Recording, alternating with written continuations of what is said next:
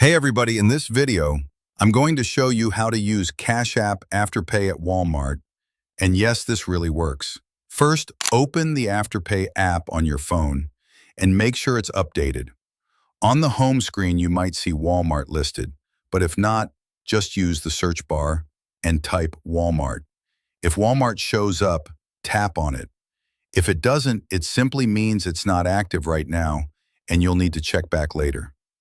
Once Walmart loads inside Afterpay, you'll be redirected to the Walmart website.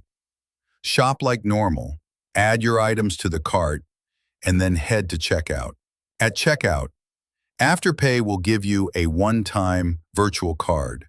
This card works like a debit card and is tied to your Afterpay account. Here's where Cash App comes in. Open Cash App, go to the Add Card option, and enter the card details Afterpay generated. Once it's saved, you can pay with your Cash App balance, and Afterpay will handle splitting your payments into installments. After the order goes through, you can check everything inside the Afterpay app under Purchases, where you'll see your Walmart order and payment schedule.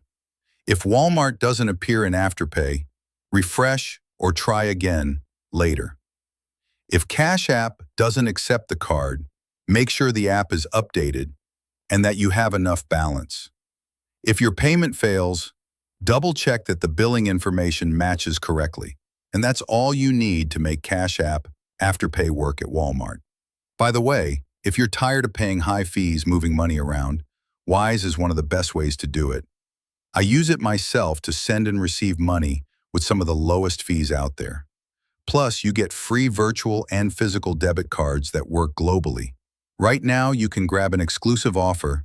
Your first transfer up to $800 is completely free with zero fees. Create your free Wise account today using the link below.